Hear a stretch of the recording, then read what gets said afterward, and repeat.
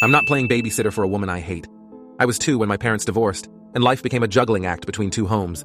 My dad's job keeps him away for long stretches, sometimes days or even weeks at a time. Because of this, I only stayed at his house when he was home, which wasn't often. At first, this arrangement worked for everyone, but over time, it became clear it worked best for me. When I was 4, my dad remarried. His wife, let's call her Karen, tried hard to insert herself into my life from the start, but I never liked her. She was rude to my mom, and she carried herself with this air of entitlement, as if marrying my dad gave her automatic authority over me.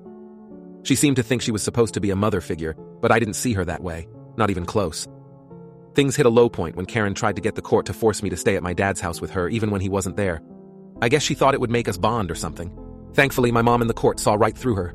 The idea of spending time alone with someone I didn't like, who clearly didn't like me or my mom, was ridiculous. She lost, but she never forgave my mom for standing up to her. From then on, Karen was passive-aggressive at best and openly rude at worst. Eventually, my dad and Karen had kids together. I know they're my half-siblings, but I don't feel much of a connection to them. I've never been particularly close to them, and to be honest, I don't see that changing anytime soon. Karen, of course, has been on a mission to change that. She's always asking me to come over and spend time with the kids, especially when my dad isn't home. She claims the kids miss me, but I think it's more about her wanting to feel like a family. Every time she asks, I politely decline. Last week, though, things came to a head. My dad was away for work again and Karen got sick.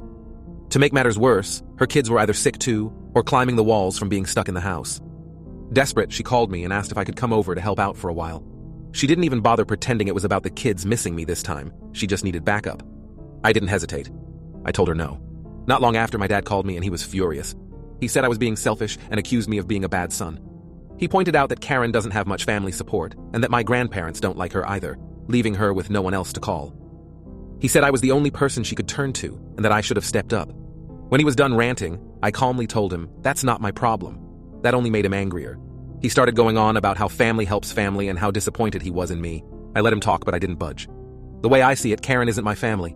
She's just the woman my dad married. She spent years being rude to me and my mom, so why should I suddenly go out of my way to help her? Besides, I'm a kid. Babysitting is not my job, especially not for someone I don't even like. My dad tried to guilt me by saying he was ashamed of me, but honestly, I can live with that. If he wants to prioritize Karen and her needs, that's his choice, but I'm not obligated to follow suit. I know some people might think I'm being too harsh or ungrateful, but I don't care.